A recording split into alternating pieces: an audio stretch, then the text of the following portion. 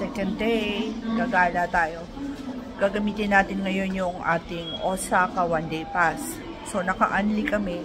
Punta kami ng Santa Maria Cruz. Kasi kasama yun sa Have Fun. Meron ko kasing 3 sites na pwedeng puntahan. So, yun yung napili namin. Kaya tara na, biyahe na tayo. Ito yung mga tunog na talaga namang mamimiss mo dito sa Japan. Tsaka Pasko na rin dito. Grabe, magpapasko na talaga. Yep, nandito na kami sa Osaka ko. Yan, meron ditong aquarium. Pero hindi kami pupunta dyan kasi pambata yan. Punta tayo ngayon sa Santa Maria Cruz. Tara guys! Ayan, andito yung Osaka Aquarium. Andito rin yung sightseeing vessel ng Santa Maria. Diyan tayo pupunta. Andito rin yung Lego Land.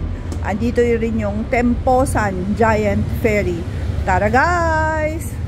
Nakapunta na nga pala kami dito. Nung mga bata pa yung anak ko. Nakasakay na rin kami dyan kaya hindi na kami sasakay. Kaya shout out sa 3 anak kong naiwan. Yung aquarium. Dyan ang pilahan. Hindi na rin kami pupunta dyan kasi nakapunta na kami dyan ng mga bata pa yung mga anak ko. Eh wala naman kami kasamang bata ngayon. Tara guys, punta na tayo sa Santa Maria. Nandito na kami sa Santa Maria, hindi sa Santa Maria, Bulacan. Madali lang mag-claim ng tickets. Pupunta lang kayo sa ticketing. Dito siya sa may left side. Papakita lang niyo yung Have Fun Kansai yung QR code. Tapos papalitan na nila ng tickets.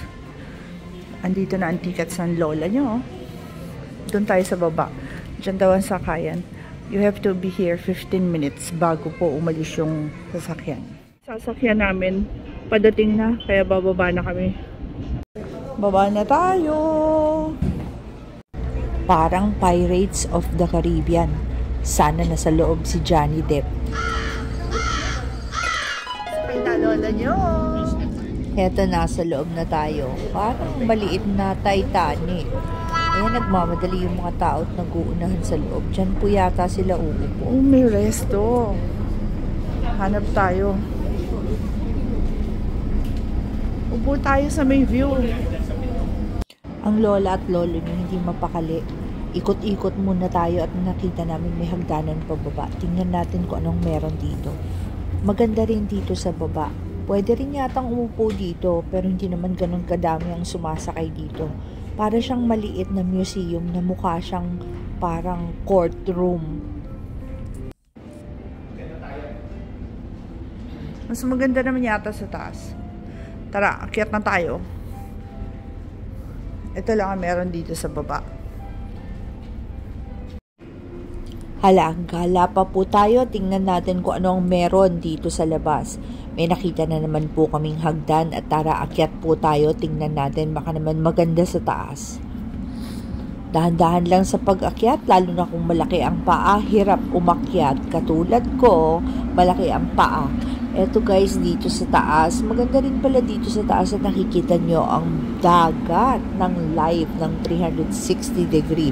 Hindi po katulad nung nasa restaurant sa baba. Doon lang tayo sa bintana makakatingin. Dito, maganda.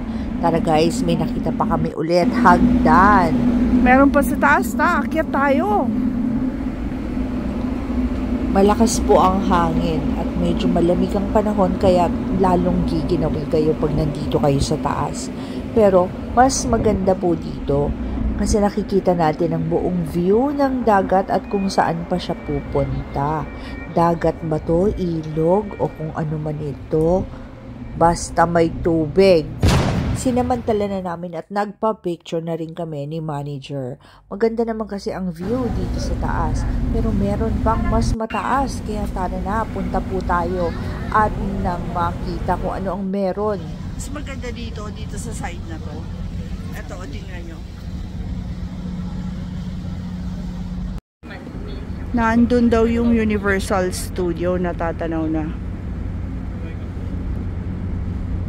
May nakikita rin pong bridge. Maganda po itong bridge. Parang San Francisco Bridge na maliit. Wow!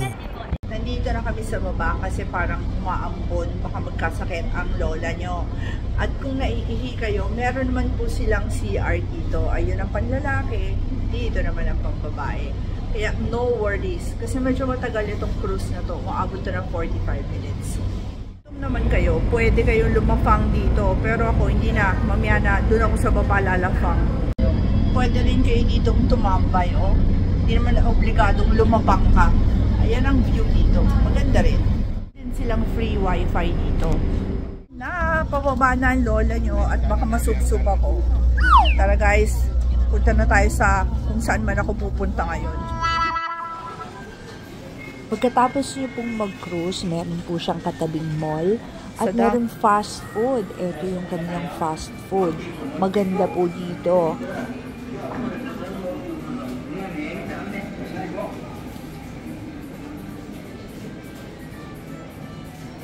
Dahil sa muna tayo, kaya pa naman natin tiisin siguro. Gutom na kami, pero hindi kami kakain dito. Kasi mahal. Hindi naman yung gaano kamahal.